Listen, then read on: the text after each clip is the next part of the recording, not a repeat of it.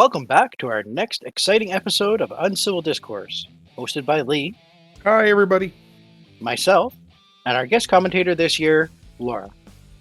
Hello.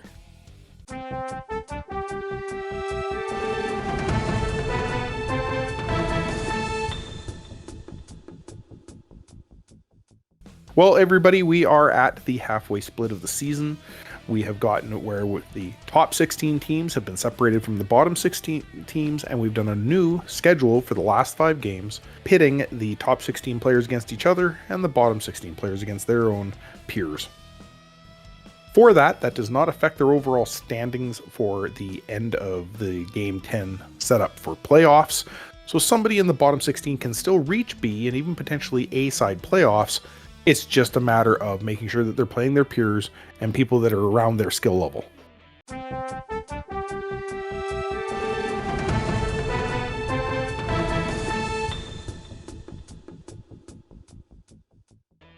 Now let's take a look at this week's skill spends.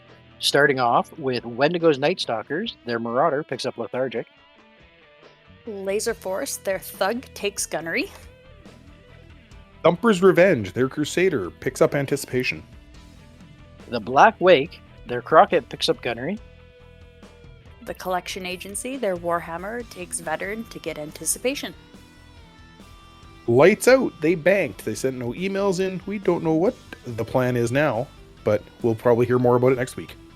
More crayons. Neutral Reavers, the Elementals take Long Jumper. And Scar's Outlaws, their Shadowcat takes Hyperactive. Ward's Werewolves, they banked. Ghost Legion picks Personal Vendetta on the Charger. Blitzkrieg Jezebels, their Marauder takes Anticipation.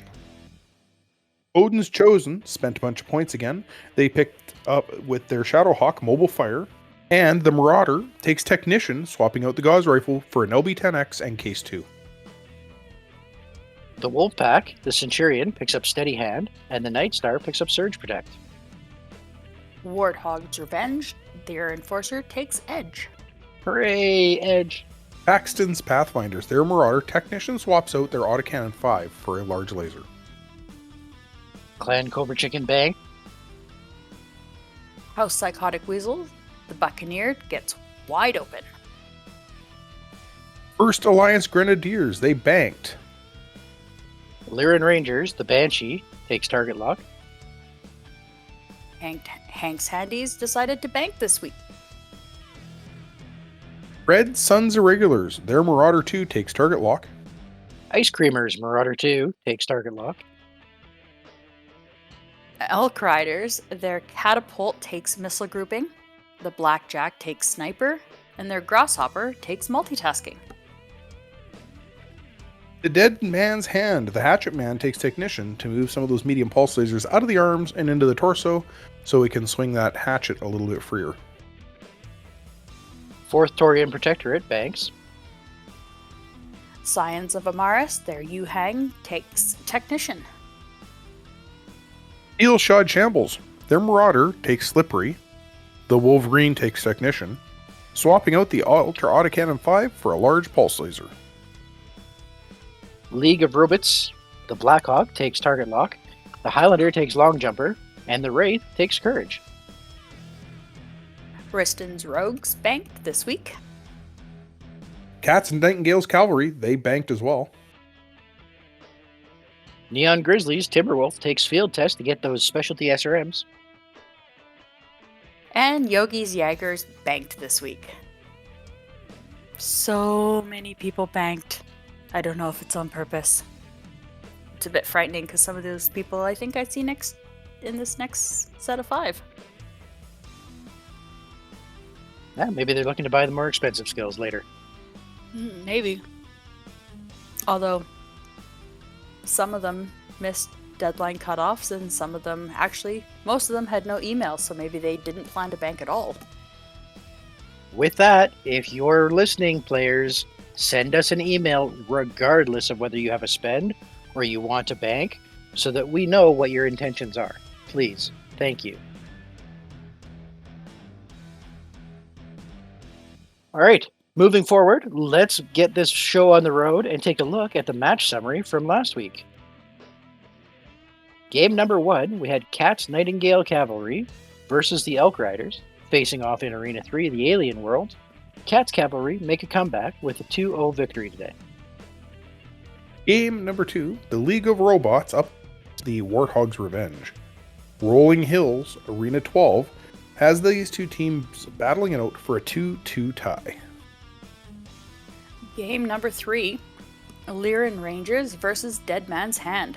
Arena 20, the Grasslands A, hosts these two teams today.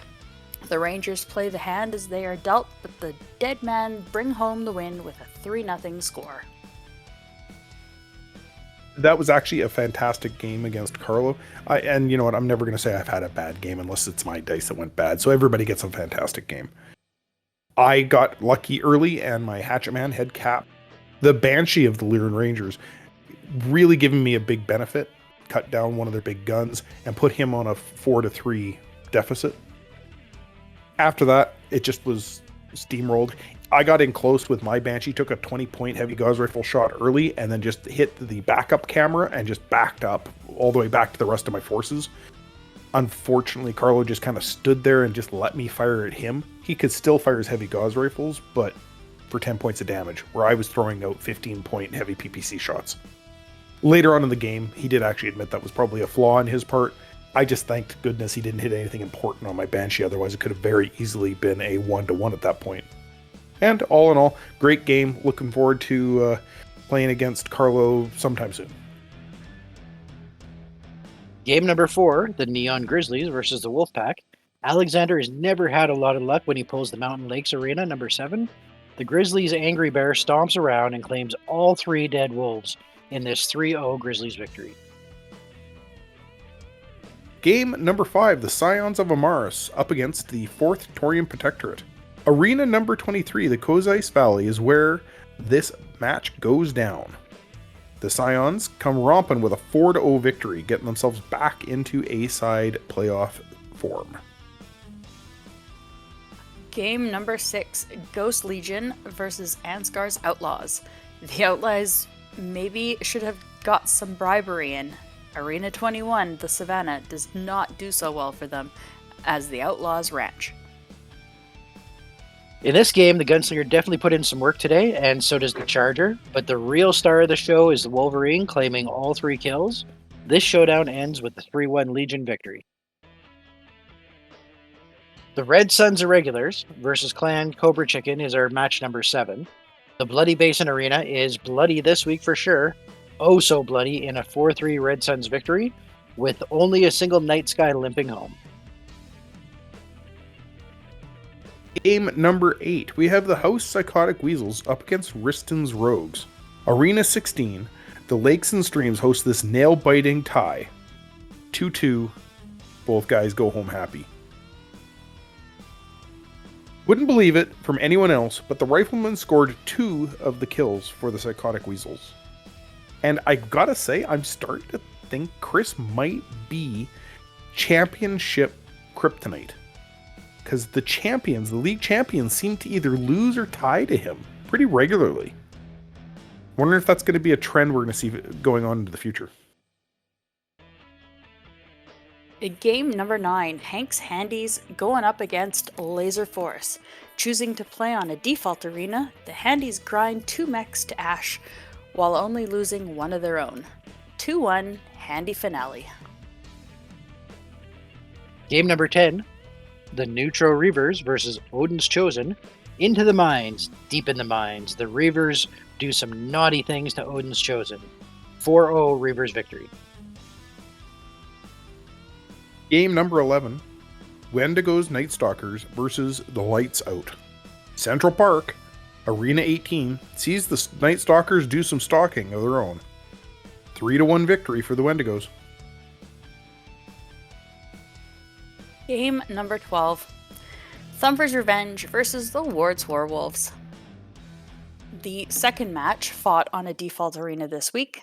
The Werewolves slip in a single kill and take home the win. Yeah, we pulled lunar bullshit for our map, and we both looked at it and went, oh, hell no. So we chose second default. We both looked at each other after like 6 rounds going, wow, this could be a tie. And I really didn't want another tie under my belt. Unfortunately, it wasn't a win, but it wasn't a tie. I love playing against Todd. They were so much fun. We danced around each other and I chased down. I decided to go after his biggest mech because I was hitting on it more consistently than the small ones or even the elementals. I just couldn't hit the right locations. I hit everything but the stripped sides. Yeah, it's rough when you get everything stripped and you're like, anything that goes there is going to go critical. And I can't hit it for the entire rest of the game. Yeah, and I was like 6s, 7s, 8s, and I couldn't hit the proper torsos to take him down. But it was a fun 1-0 loss. Pretty much all we're hoping for. Fun games, regardless of how they turn out. Yeah. Game number 13, the Black Wake versus the First Alliance Grenadiers. Arena 30, the Tundra, hosts this really dirty throwdown showdown. The Black Wake comes out swinging.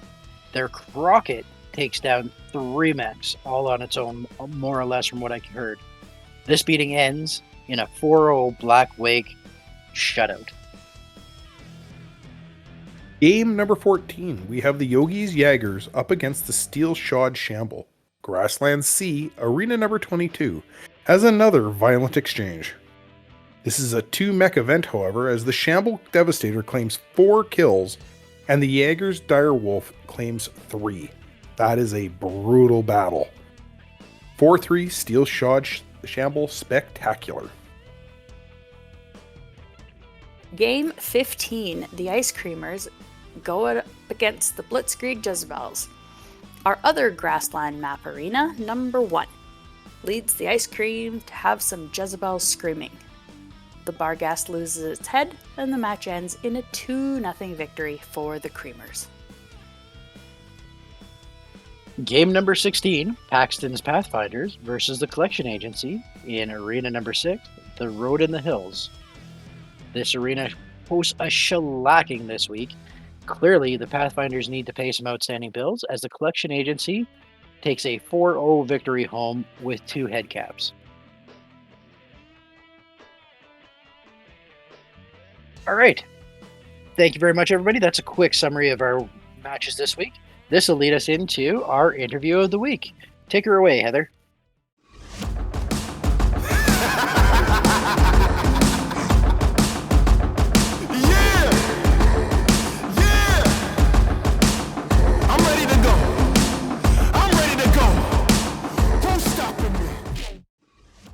Welcome to another Battle Babes interview. I am here, Battle Babe 1, with Andrey. How are you doing tonight? I'm doing well, thank you. How was your evening? Pretty good. Got to have supper with my dad, stepmom, and little sister, and Battle Babe 2 popped by. She was taking care of the dogs this weekend, so she came back for a little visit. And yeah, how about you? Nice. Yeah, I also had a family dinner today. Had my brother's puppy over. He was wild the entire night, so yeah. Nice. How old's the puppy? I don't think he's even 1 year old yet. I think he's like 10 so he months really is a or puppy. something. Yeah, Australian Shepherd. So high big energy. boy. Yeah. Yeah. That's awesome. I love puppies, especially the puppy breath. He probably doesn't quite have that puppy breath anymore, though. No, luckily. Don't like puppy breath? Not too much, no. No? Wow, you're like one of those rarities, because most people are like, puppy breath is so nice. Maybe everybody I know are just anomalies. I don't. Maybe. Yeah, maybe. So you had a good Thanksgiving weekend? Yep. Yeah, that's awesome. Let's talk about your game. How was your game last weekend? Well, Devin crushed me 4-0. It was finally time for the First Alliance Grenadiers to lose. And thankfully, it was a spectacular loss because the Fafnir didn't get to do anything all game. He got his first 2 turns, got stuck out in the open, fell down, and he kept on falling down the entire game. Fish out of water. Yeah. C3I is really good. Yeah. And not having range compared to a bunch of ERPPCs and Gauss rifles, yeah, it hurts. Yeah, that range game. It was a good game still. I tried to take a mech out, couldn't get there. Oh, that's the worst. When you're almost there, you're like, you need 10 more points and they're down, but you just can't make it work. Yeah, that's just... Yeah, I totally know that feeling. So you had a fish out of water in the middle of the field, and then any other funny or interesting shenanigans? I don't remember if the penetrator got shot in the face or got a kick in the face when he was on the floor. It was one of the two, but either way, I know the cockpit went on the penetrator. So the pilot bye-bye there. And then I think there was also a separate pilot. I don't remember if it was the coup. There was also a pilot that took actually like 6 pilot hits as well. Oh, he made it to 6 pilot hits. Like 6 and died. But still, he made it to 6 pilot hits. That's pretty dang good. Yeah. Which it might have been the Fafnir one, if I remember correctly, actually. Because I think it was like 2 per explosion from the Gauss rifles, and then I think there was a hit on the head, and then I think he also hit himself on the head with failing a seatbelt, and yeah, eventually just went to sleep. Gotcha. I was like, I'm going to see if I can pull up your guys' record sheet. Fafnir pilot dies from 2 heavy gauze rifle explosions. And Imperial, we're going to say Imperial, because that's what I say. They're not improved, they're Imperial heavy gauze rifles. I mean, I won't say no to that. Right? I even have Make them me extra saying that. fancy. Yeah, exactly. It sounds so much better. And then turn 7, the penetrator gets a new view in his cockpit. Turn 10, the Black Hawk shredded by shrapnel, and turn 12, the Sentinel loses extra large inside torso. Yeah. All right. Because I think the coup died to LB-10X cluster shots. Okay. So that's why I think he was saying got peppered. Yeah. Yeah. And then the Sentinel, XL engine, it was the last one on the fuse. It was coming. Yeah. When those engines go off, you're like, yeah, there's nothing I can do. Yeah. Yeah, it's hard when you're coming up against something and you don't have the range or the firepower to go against some of them. You're like, well, I'll try. Yep. I'll see what I can do. Yeah. So last year you played for part of the season and then life got in the way, which happens. And so you've played this year before League. What was your experience with Battletech? Just a little bit. Like, I knew of Battletech, but my experience mostly was just the Mech Warrior game on PC. Okay. And then I think it was junior high or like early high school, Mech Assault came out for the Xbox at some point there. And I remember we ran a lot of online games there. So that was mostly what I knew of Battletech growing up. I didn't really have much exposure to the fact that there is a board game until, was it just the year before League? Oh, okay. Because I think I emailed about League the season prior, but you guys were mid-season already. Okay. Yeah. And I think that was when we heard that either there was going to be a new Kickstarter, or that like the Clan Invasion Kickstarter was like finishing up, giving out those like late send-offs because I guess there's a bunch of issues with rewards. Okay. Well, you have more previous knowledge about Battletech than I did when I first met Lee, so that's good. Yeah.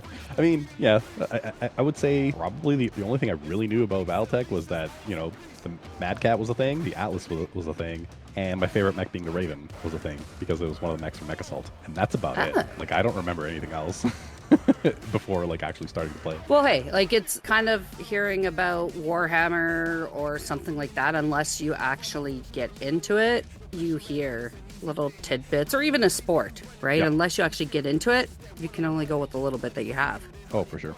Yeah. So you played some of the video games growing up. Like, what other board games or video games, computer games, whatever, do you like to play? I'm pretty all over the place. I would say I definitely grew up with strategy games and sort of like action RPGs, kind of like, Diablo 2. Okay. That was definitely my bread and butter. Like, I would say growing up, it would have been Age of Empires 2, Here's My Magic 3, and Diablo 2. Those are like the big games for me. Okay. In terms of board games, like, my issue is not having a good board game group of people. Ah, yes. I would like to play some more strategic board games, and then I would say the folks that I'm playing with just don't want to think too hard after work. So when I whip out the Game of Thrones board game that takes like 8 hours to complete, they're like, oh no.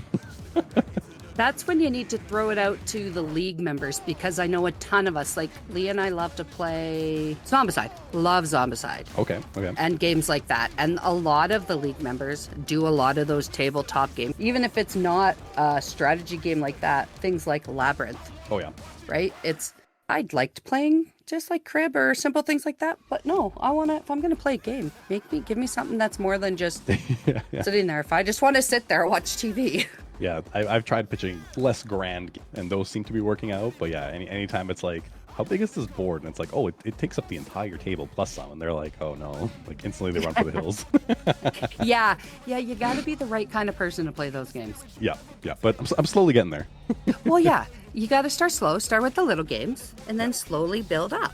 Yeah, and then once you have them locked in a room and they can't escape for a good 10 hours, you bring out the big gun. Exactly. What other things do you like to do other than board games and, well, gaming in general? Probably just reading, like tabletop RPGs, D&D and the like. I've been digging through older D&D catalogs just because, current age is just kind of getting stale at this point. And then there's also like tons of other tabletop games, right? Be it like sci-fi. Recently picked up some Traveler books, and then also like kind of like a little offshoot of it. Books mainly fantasy, like I would say Malzahn Book of the Fallen, definitely my favorite series. Never heard of it. It's more like a 10-book epic fantasy sort of thing, right? It's Canadian author, him and his friend playing through their GURPS games, and they decided to kind of coagulate that into a series of books. Eventually gets published, and lo and behold, they have like 10 in the main line plus another like 12 14 side books that you can delve into, and it ranges anything from kind of like a high fantasy sort of Wheel of Time, Lord of the Rings ish, to I don't want to call it dark fantasy, but it's more like on a gritty side. That would fit in my wheelhouse. I grew up military kid, and I was the kid who, I remember my last summer between grade 9 and 10 before we moved back out to Alberta from New Brunswick, I spent a lot of time at the base with my dad and the guys. And you were talking about books. What is your favorite series then? It would be a Malzahn 100%, but I would put the Dune series of books in as like a very close second in terms of like if I had to pick one fantasy, one sci-fi. Dune definitely. Up, and again, because this is another one of those sort of like how with Star Wars and Star Trek, everyone argues about where does the series end, what is canon, what isn't. I'm one of those people who likes the first 4 or 5 books up until God Emperor of Dune. Everything past that I'm like, whatever, I don't care, because I feel like it's a good ending point. Like the books end and you can just say, yep, it's done. Yeah, okay. Right. Yeah, I haven't read them. They're on my list, especially now that we've watched the movies. Yeah, and the movies were pretty good as like an entry. Good. So looking forward into the rest of the season, the regular season, do you know who your next opponents are, or? Yeah, I looked for next week. It was Darren. Okay. I think he's a Merc. I'm not 100% because I'm seeing MMLs, but I'm also seeing Merc on his Banshee, so I'm gonna guess he's Mercenaries. But yeah, we're gonna see how that goes. I see he has a couple of Excel engines and a couple of zombies. Zombies suck. I know, but some of the zombies seem to have some ammo, so I'm okay with that. I can fish for that. But that's about it. Like I really only ever look like a week in advance. I don't really plan, for the entire season. No. I'm kind of just like, I think this is what I'm generally going to do. This is the general upgrades that I'm looking towards. And then from there, it'll be like a, once the baseline's done, it's kind of like a play-by-play sort of deal. Well, yeah, I'm the exact same way. Some guys do lances before the year starts. And I'm like, nope. And I look at it, how a game happened and what things, and this is learning from Lee, like what things I seem to be missing or what I was struggling with that game that we just had and what would be helpful to it, right? Like I've done all the engineering stuff. Of course, the first couple weeks I had to put turrets on my quads because, well, when they go hull down, they're screwed. Yep. Or anytime, if there's someone behind you and you don't have your weapons on a turret, you can't torso twist, you can't, right? Like it's whatever's your front forwarding arc. So other than those things that I knew that I had to do, it's literally a week by week basis, and you gotta figure it out because sometimes you think, like I had an Atlas and I was like, oh yeah, it's gonna be a great mech. That mech did not go good with my lance. And we're like, what do you do? So switched them out, and you don't know, right? And I don't want to be kind of rigid in the way that I play my games. One, because it messes everybody else up. Yeah, right. And it's good to be able to just like change your plan, right? It's like being stuck on something, I find usually causes more problems because you're trying to force something compared to just trying to adapt, right? Exactly, So, exactly. You can have a complete, oh yeah, this is how I'm always going to play my lance, so I'm going to be this person who hides in trees and then you end up in an open field. What are you going to do? Or in a city, yep. right? Yep. So yeah, it's definitely, you can't stick yourself in a box. Thanks for popping on with me, considering this is interview number 2, because I lost our first interview by not downloading it fast enough. Well, thank you for the 2 interviews. Yes. Appreciate it. You're welcome. It's been a pleasure to chat with you. I love getting to chat with the people that I don't really know outside, right? Like some of the guys we know Yep. personally or whatever. And so it's nice to be able to chat with you guys and see how different our community is. And good luck next week against Darren. Thank you, and good luck in your game. I'm not Yeah. sure who you're playing, but whoever it is, good luck. Honest. Oh, I am playing Todd G. Get to play with someone I haven't played this year. Thank you for popping on, and we will maybe see you on Sunday. If not, we will see you soon. For sure. Take it easy. You too. Bye.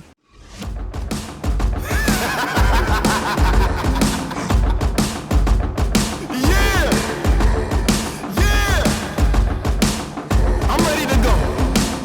I'm ready to go. Who's stopping me? Hey, Heather, thank you very much for that interview with Andrey. That is the last of the new players that joined this season.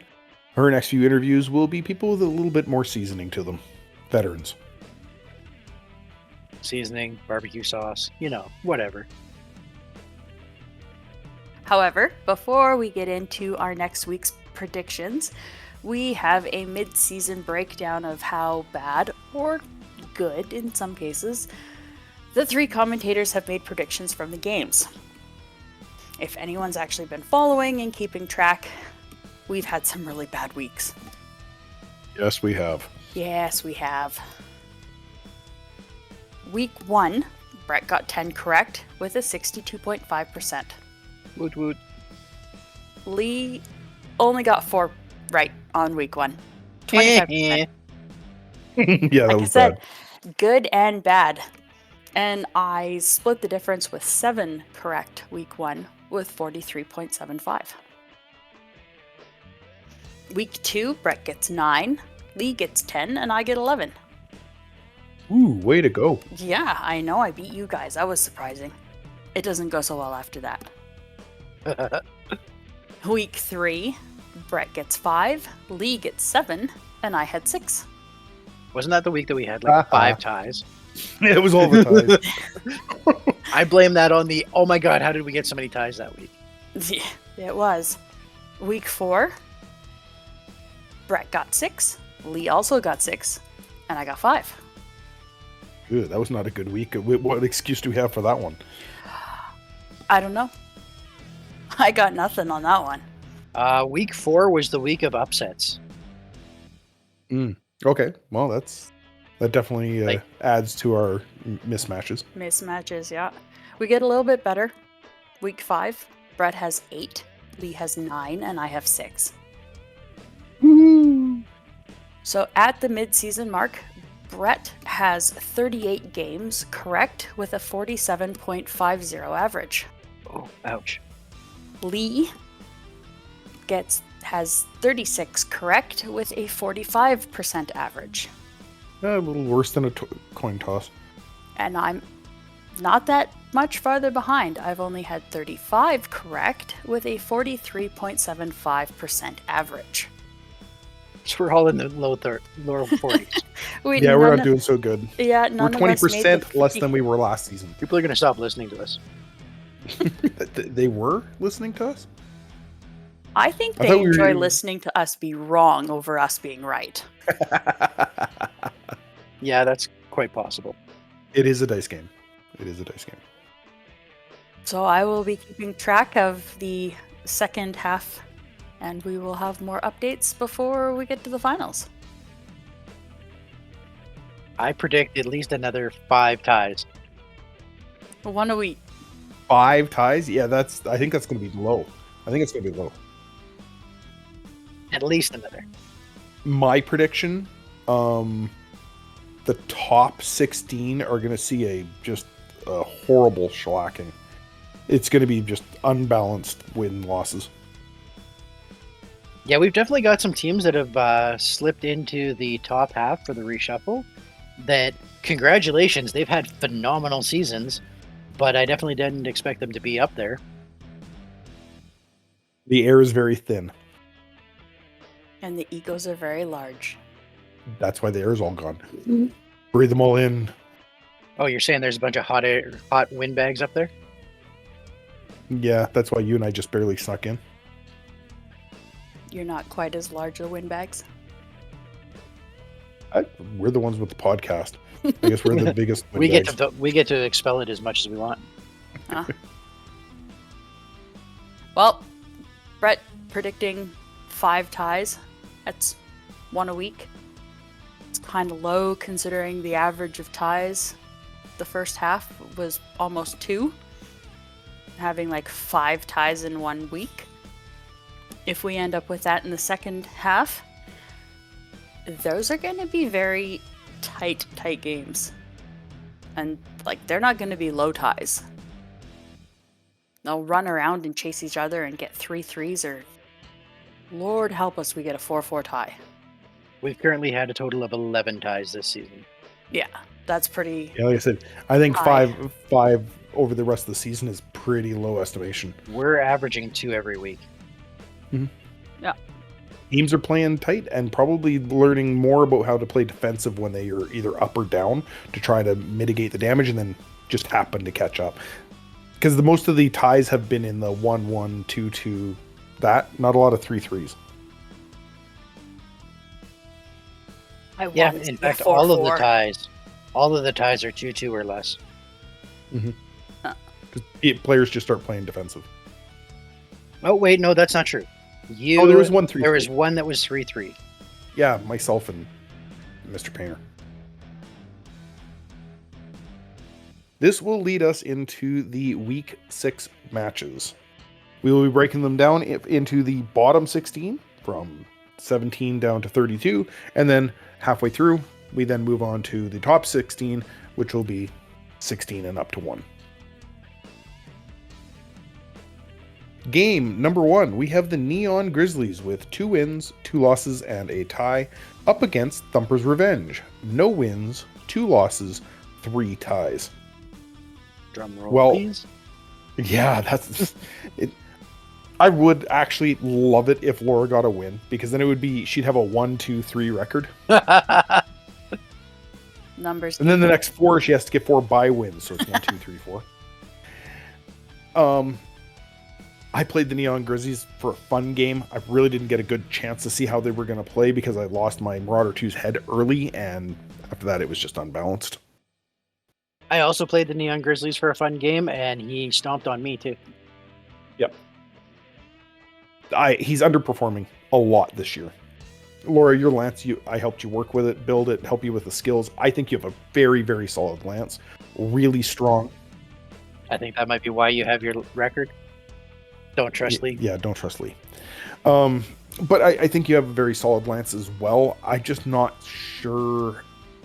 You didn't have the best luck with Ward Wolves either, though they didn't run you over, right? And Brett and I both got run over by the Neon Grizzlies. So I'm going to actually say you're going to stand up well.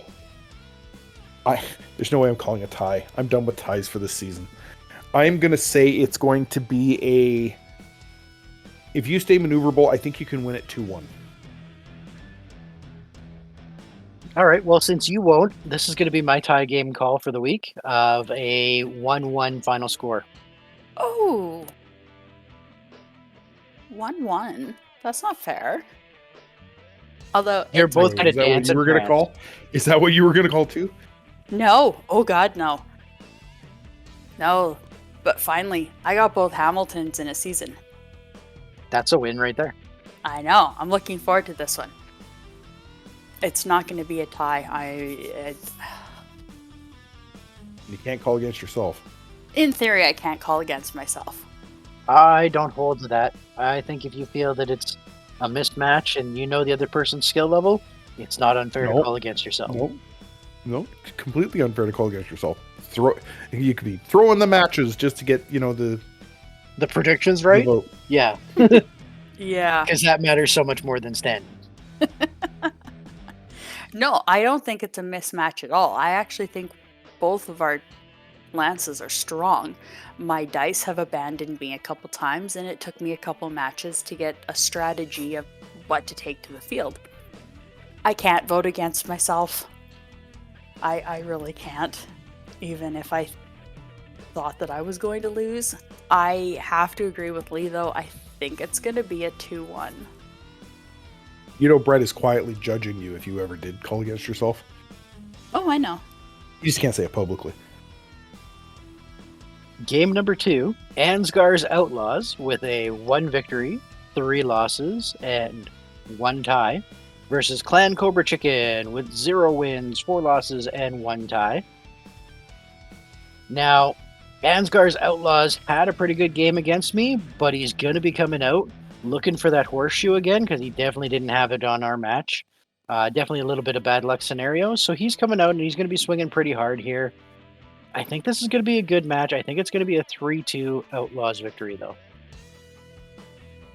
Since Chris has let me off the hook and given up that promise that I wouldn't vote against him, because it had helped turn around Chris's luck, you know, he's doing extremely well this year. John has asked me now to do the same thing. I have now promised not to vote for John to win. So from this point going forward, John loses. And I'm going to say he's going to lose this one 4-2. Tough match. I think I'm going to call this as my tie game. 1 tie game a week. But what's the score tie? I know, there's my coin toss. Anybody got a D4? I'll just roll it. No, I think it'll be 3-3. Game number 3, we have Odin's Chosen with 1 bye-win, 4 losses and 0 ties, going up against the Blitzkrieg Jezebels. 2 wins, 1 of which is a bye-win, 2 losses and 1 tie. I feel like both of these teams are strong and both have the potential to win. I think Heather has a larger drive to stay up with the top of the pack or close to it. So I think the Blitzkrieg Jezebels is going to win, and I think it's going to be 3-2. It's a good solid prediction. I think it's also going to be the Blitzkrieg Jezebels, but I think this is going to be a 4-1 victory for them. Well, this is the first of the new teams, I believe, that have come up into our list. And I had said earlier in the season, it takes some games to get caught up to speed. League rules are hard. Competitive Battletech can be hard. But they've had now 5 games in. Heather plays up. She always plays better against good opponents. Odin's Chosen is moving up. Their skill level's getting better. So I think that's going to make Heather's game a lot more stable. I think the Blitzkrieg Jezebels are going to win. I think it's going to be 3-2.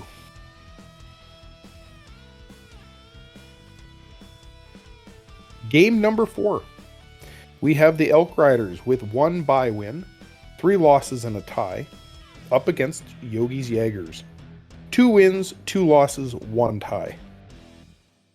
Well, it's good to see that we've got a returning player playing with a new guy, both about the same level of drive. They both like playing Battletech, but winning isn't the biggest objective. It's more to have a good time. So this is probably going to be one of the best games for 2 players enjoying playing against each other. I'm going to say Yogi Jaegers are going to win. Clan Tech is a great crutch. It's going to be Yogi's Jaegers, and it's going to be 3-1. Yeah, in this situation, Chris, the stable manager of the Elk Riders, he magnetizes everything. And that means from the waist, from the arms, the head sometimes. I've gone pretty crazy with my Warhammer 40k magnetization, but he takes it to the next level of hobbying with his Battletech stuff. Definitely nice to see somebody else that really embraces the entire hobby, not just playing the game on the tabletop. So I think this is going to be a really enjoyable experience for both of these new-ish stable managers. Yogi's Jaegers has a couple of seasons under their belt and they're running Clan Tech. I think that's going to make a little bit of the difference here with a 3-2 Jaegers victory. What a long-winded way to just say that you agreed with me. Yep. Yeah, well, he has to put a lot of words in there, so people don't realize that he is agreeing with you. They lose it in the fluff. Yep. Doesn't sound like I agree with you if they just stop listening to me. Yeah, it's his loophole. Hey, you lived with him for a long time. Whatever his loophole is, I don't even know about it. Now you do. Just keep talking until they stop listening, and then you can finish off saying whatever it is you want. Mm-hmm. Like my prediction. I agree with you guys. It is going to be a Yogi's Jaegers match. I think if the dice are good to the Elk Riders, it'll be a very high scoring match. So I'm going to go with a 4-3 victory for the Yogi's Jaegers. Hey, boo-boo, what do you have in that picnic basket? Game number 5, Cats Nightingale Cavalry, with 2 wins, 3 losses, and 0 ties, up against the Lyran Rangers, 0 wins, 4 losses, and 1 tie. This could be a tough match. Both stables have the potential and a tool at their disposal to come out and just make game-changing alterations. The Rangers have those heavy gauze rifles. Cats Nightingale Cavalry has a fistful of ATM launchers and is really fast when you consider that the Blood Axe goes 4.64. So this is going to be a high-scoring game. Regardless of how it turns out, I really do believe it's going to be a 4-2 final victory, but I think Cats Nightingale Cavalry is going to slip it past the catcher and come away with a win this time. Short and sweet. Matt's a potential B side champion. Could totally see him being there. Lyran Rangers is struggling. He's got a good lance. I think that champion's a bit of a weak point for him. It's kind of slow. Doesn't have the armor of an assault mech or even a heavyweight battle mech. So that it makes that gauze rifle very vulnerable. I am going to go with Cats Nightingale Cavalry, and it's going to be a 4-2. I unfortunately am going to agree with both of my co-hosts.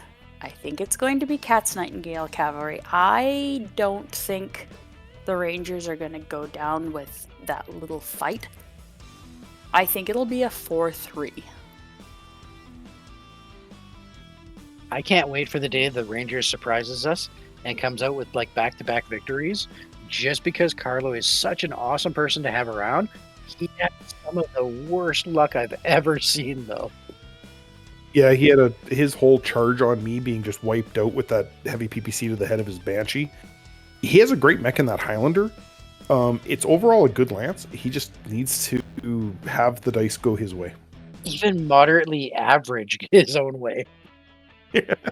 Yeah. Game number 6, the 4th Taurian Protectorate with 0 wins, 3 losses, and 2 ties, going up against the League of Robots, who have 1 win, 3 losses, and 1 tie. I don't know. I voted for both of these teams to win in this past first section, and both of them let me down. Oh, disappointed by a Hamilton. Lee would be so sad. I know. Disappointed by Jared. He did so well last year, I was expecting a little bit more. He had so many crutches under his arms. Only person I've ever met with 4 crutches under his arms. Yeah.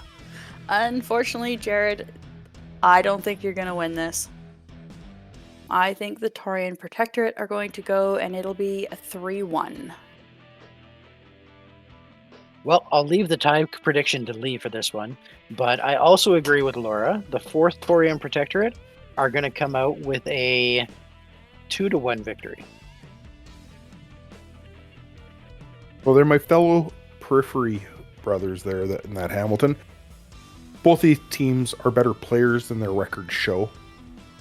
All teasing aside, Jared's a good player. He knows how to play the game. I would call this a tie, except I already said I'm not doing ties. I think the League of Robots are going to get their next win. He's got an okay lance. It's not bad. It's all good. He had terrible luck against me. I'm going to say it's going to be a 3-2 tight game with a good finish. Game number 7, we have the lights out with 0 wins, 5 losses, 0 ties. The plan is beginning to escape me. He's going for the double hat trick. Up against the Black Wake, 2 wins, 3 losses, 0 ties. Well, the Black Wake are just like a couple of points outside of the upper 16, and Paul's had no luck at all. 2 of his losses were by losses. He wasn't in town available, but that means 3 of them were his own play. I got to start seeing the plan to have a believe in it. I don't think it's still not going to happen this week. It's going to be the Black Wake, and it's going to be a 4-2. I don't know how to read crayons, so I really don't know what Paul's plan is, but I know he has one. I know he is expected to have started playing out by this point, but we're at the halfway mark. Having played against the Black Wig and really believing that I should have lost that game, I'm going to go with the Black Wig in this one with a 4-3 victory, though. I think Paul's going to start getting some more luck, and he's going to start to get his plan written out and working. I know he's got a plan. It just sucks that the first 2 games he wasn't actually able to physically play his lance to feel out the skills, if he got them in at all.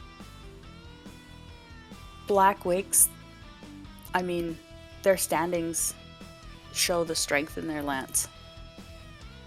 I agree. I think the Black Wake is going to win. And I agree with Lee. I think it'll be 4-2. Game number 8, the Wolfpack, with 1 win, 3 losses, and 1 tie, is up against Laser Force with 2 wins, 2 losses, and 1 tie. So this could be a game that could potentially flip either way, back or forth. I think Alexander has been really looking forward to try and get the real good feel of what his lance can do and how to make that happen. And he's at the point where he's stopped listening to other people about maybe you should do this or maybe you should do that. I think that's really going to be to his benefit now going into the back half. And I think he's going to take away a 3-2 victory this game. Go Wolfpack. This is another game that I could call a tie for. I could. Both these teams are running about the same. Wolfpack's been close to a win in one of those 3 games they lost, which would have put them at even Steven. Laser Force is a little bit newer than the Wolfpack. I know the Wolfpack knows how to win. He's a B-side champion. I'm going to say the Wolfpack does win this one. He just has to remember his tactics and remember his skills. Maybe keep that Night Star back a bit. I'm going to say it's going to be the Wolfpack, and it's going to be a 3-1. I think he's going to control himself well and take over. Well, the Wolfpack is a very strong team this year. He didn't just roll over like a little puppy dog on the first game. That's his tie, was our first game. I think he's going to win this week.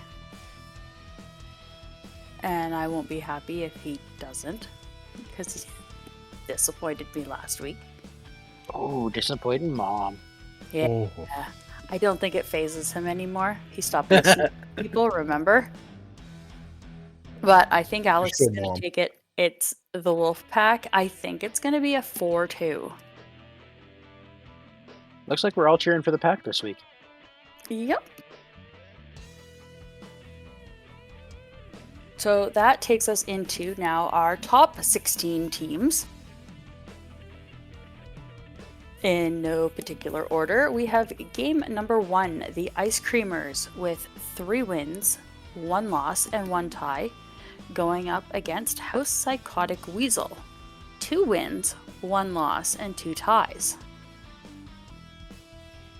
I think now that Lee has stopped voting against Chris, he will continue his winning streak. I think they're going to come out and surprise Aaron. I think Chris is going to take the game House Psychotic Weasels for the win, and it'll be 3-2. So you think the ice creamers are just going to be baffled by what a Grand Titan and an Albatross are? Because they've never seen them on the tabletop before? I am nodding my head vigorously. Those 2 mechs are so rare and so random in what they can and cannot do. It could lead into a House Psychotic Weasel victory. However, I am going to vote for the Creamers this time with a 3-2 victory. I'm really thinking about it because Aaron's a B-side champion, and Chris is kind of the kryptonite to A-side. Aaron's in the middle of the upper, like he normally is. House Psychotic is up in high, lofty air for them. I think they're going to be... they're going to play tentative, so I think the scores are going to be a little bit lower, but I think House Psychotic Weasel can pull this out. Like you said, those 2 rare mechs, they're perfect. Nobody can understand what they're trying to do, and then all of a sudden they do it really well. House Psychotic will win this. It's going to be 2-1. Game number 2, we have the Ghost Legion with 3 wins, 2 losses, 0 ties. They're up against the Collection Agency. 3 wins, 1 loss, 1 tie. Well, Brett, you talked Cal into playing League, did you not? Yes, I did. He is one of my 40k buddies that I was like, hey, I'm at an odd number of people. I need somebody to come over. So you're being voluntold. And he's like, okay, fine. Is this his first experience with Battletech? This is his 2nd season, Numpty. No, I know that. That's not what I meant. But is League kind of his initial experience with Battletech? Yeah, he's never played Battletech up until last season when I was like, hey, I need you to fill in for me. Okay. Because every time I've spoken to Cal this year, it feels like he's educating me. Yeah, that's Like just who he is. Yeah, but and that's a whole positive statement, is he's taken to the game well enough that when he's talking about it, he does know what he's talking about. Right? Like he sometimes has questions about how a skill works and stuff like that, whether it's from Total Warfare or for Packet. But he gloms onto the information. Like, he's learned this game really well very quickly against the guy who helped write the Packet. We all know page 69 exists. You just need to find the Easter eggs in the packet to find it. I am going to say the Collection Agency is actually going to beat you, Brett, because it's like he's learned. He's ready to take on his master. It's going to be a 3-2. You never lose without losing 2 mechs, and you never win without at least losing 2 mechs. But I think it's going to be 3-2 Collection Agency. Well, I met Cal over in the 40k community when he jumped in there, and I destroyed him for the first couple of months. And now I can't beat him. I can't touch him in our games there unless something really wacky happens or he's playing some hardcore meme list. However, I know he's out of country until next month, so I get a 2-0 bye win on this. You son of a beach nut. Oh. I take everything back. That's Take it all back, all Cal. about. I will play him when he gets back. The actual game itself is probably going to be a 4-3 victory for one of us flip a coin. But I'm grabbing the bye win this week. Bastard.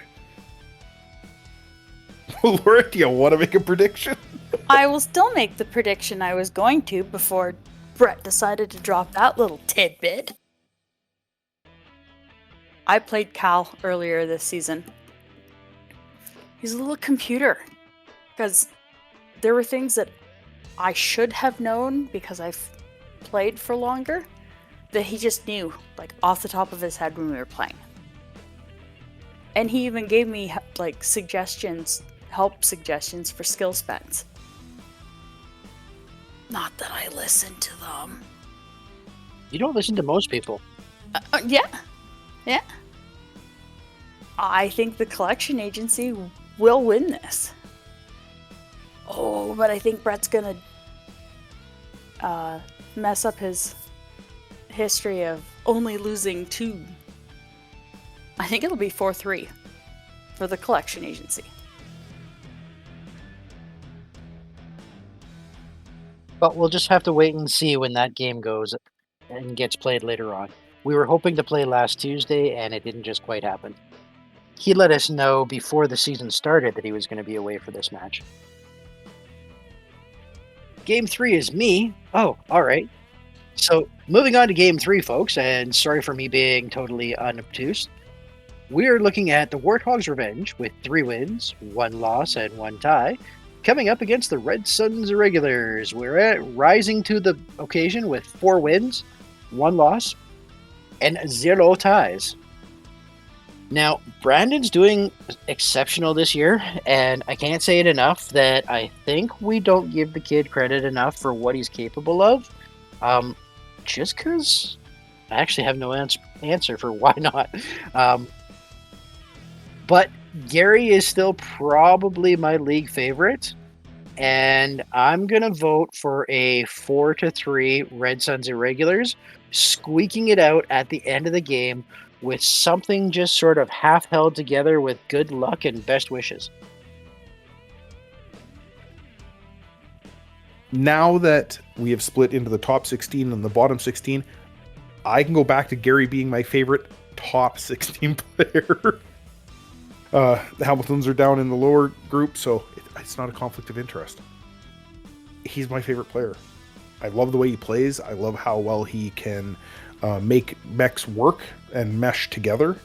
Warthog's Revenge has played one of the better games, the seasons so far that I've ever seen them do. Like their game is on par with their desire to learn the game and play well. So things are going well for them. It's going to be an extremely tight game. I'm going to go 4-3, but I am going to go with the Red Suns Irregulars for the same thing you said, Brett. He's going to squeak it out. Well, I guess we are all in agreement. Red Suns Irregulars is going to win this match. I don't know. I don't think it'll actually be that high scoring. I think it'll be 3-1. Game number 4, we have Paxton's Pathfinders with 3 wins, 2 losses, and 0 ties, going up against the Scions of Amaris with 3 wins, 1 tie, and 1 loss. Paxton's is having a super strong season so far, but I don't know if they're going to be able to sustain it. I think the Scions of Amaris are going to win this one, and it'll be 3-2. Yeah, I'm having a hard time with this one. As much as I think Chris is having like lights out season, he's playing really well, which is blowing my mind because that Cyclops had such bad luck last game. And Scions of Mars are our reigning league champion at the moment. I played both of them, I believe, this season, and I tied one and lost to the other. Funny enough, not the two that I would think that would happen with. I'm going to go with the Scions of Amaris because his lance is just building and steamrolling, and I think he's going to end up winning this one, and it's going to be a 3-1. I'm super proud of Chris for having the scoring that he had in the first season. Much like Icarus, though, I think he may have flown too close to the sun, and coming up against the returning A-side champion could potentially be another tough match for him to play against. I'm believing they're both going to have a good time because both of these players are super enjoyable to have around and will have a nothing but smiles on their faces, but I believe this is going to be a 4-0 Scions victory. Game number 5, we have the First Alliance Grenadiers, 4 wins, 1 loss, 0 ties, up against Hank's Handies, also with 4 wins, 1 loss, 0 ties. Well, we've got the team that was just rampaging over the league up against a team that I keep forgetting about, however, I know is a good team. this is probably going to be the game of the week because it may put the First Alliance Grenadiers back on top or really show what Hank's Handies are capable of. I think it's going to be a 4-3, and I am going to give it to Hank's Handies to win. Well, everybody likes giving it to Hank's Handies. Along those lines, I'm actually going to vote with you on this. Handies are going to take home a victory. First Alliance has run into a bit of a wall, and I think they're going to be stuck there for a game or two. This is going to be a 4-2 Handy victory, though. Both teams have the same records. They're both strong. I do think that Hank's Handies has a little bit more drive. I think he just wants to win it more. I think he's got to prove something to me. I think that's what he's trying to do. So I pay attention to him. Yeah, because I think he's just flabbergasted that you don't know any better. I actually think the Alliance Grenadiers has more drive, but Darren is just going to come out swinging. There's something to prove. yeah, swinging hard. So I think I'll agree with Lee. It'll be a 4-3 Hank's Handies win. Game number 6, the Dead Man's Hand, with 3 wins, 1 loss, 1 tie, coming up against Ward's Warwolves with 3 wins, 2 losses, and 0 ties. Okay, so I am going to be voting for the Dead Man's Hand again here on this one. I do believe you have a good chance of taking it home, unless you get clanned. But I'm going to say it's probably going to be a 4-2 Dead Man's Hand win.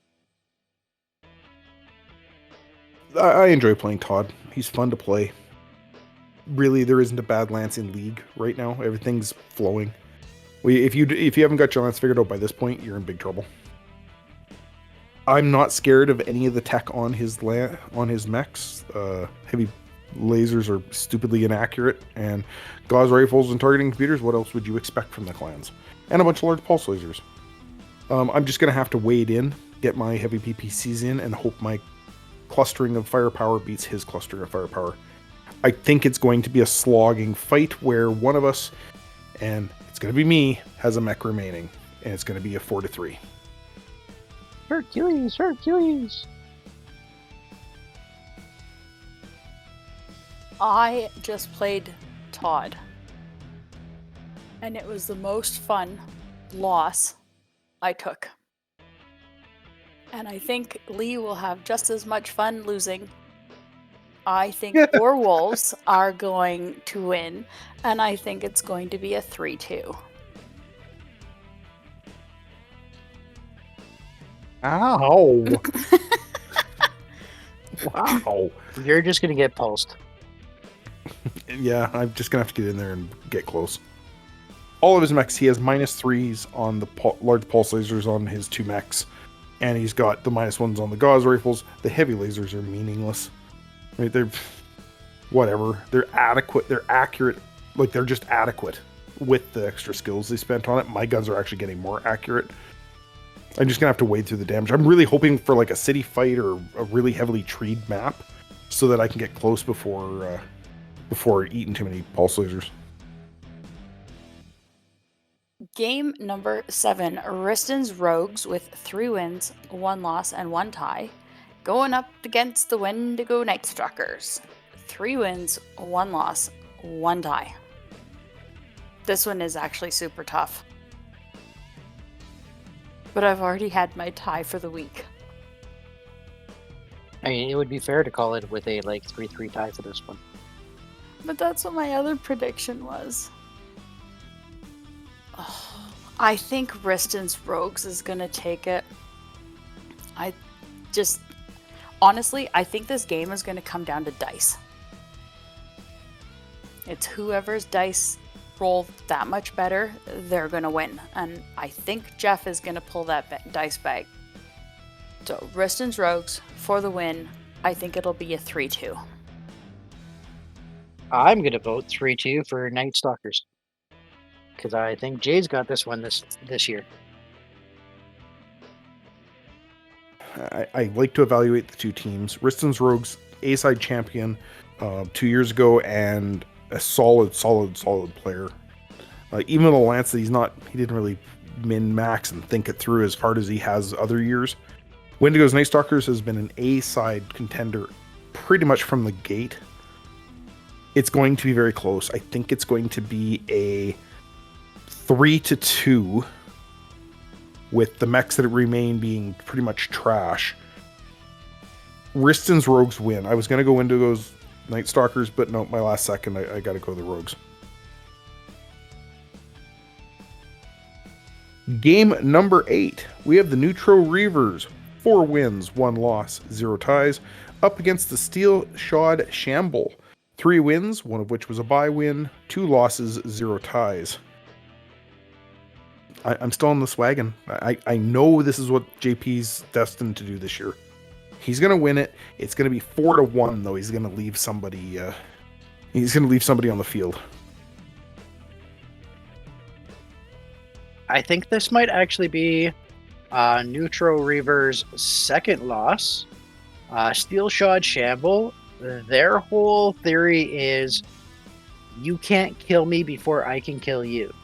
Now, Neutro Reavers has all that firepower, but if the Steel Shod can get in close and just keep hammering stuff, this is where having extra tonnage of armor and a second 100-ton mech may make all the world of the difference. If you can get 200-tonners in kicking the legs of that Tomahawk is toast. Steel Shod Shamble, 4-3 win. Well, shoot. Ruh-roh, Shaggy. Pinkies. No, I think I agree with Lee. Neutral Reavers will win this one. But I actually agree with Brett. For the score, it'll be a 4-3 Neutral Reavers. Well, that is our show for this week, everybody. It's great to get to the halfway point. The rest of the season now, we get to view it. There's not going to be any big surprises until we get to the playoffs. Still 3 more weeks of skill spends to go. It's week 6, week 7, week 8, and then we have 2 weeks of just enjoying what we have built. The season's going so fast. This has been so much fun. Talk to you guys in a week. Yeah, the season has gone past. I can't believe we're going into Game 6. Thank you, everybody, for the potluck we had 2 weeks ago. Lots of food. Thank you, Jeff. Chicken noodle soup. When you're sick, it's the greatest thing in the world. But it was a good spread of food, and Heather and I will be figuring something out for a Christmas dinner potluck. She'll probably put up a form for this one, so it won't just be a kind of free-for-all, bring whatever. So keep an eye out for any feedback we need from that one. And just in closing, we want to give a shout out to the tournament that was held this past weekend here. It was for the Veterans Food Bank, where they had over $1,600 raised for that. It's amazing charity and it's amazing community that we've got here. Thanks again to everybody that participated. Thanks to the Jeffs for organizing and running that. And again, cannot say enough about the community that we got going here. Thank you, everybody. Thank you, our viewers. Thank you, our players. And thank you, our listeners out at home. Have a wonderful evening, and we're out. Don't forget to like, subscribe, and ring that bell. Ding, ding. Bye.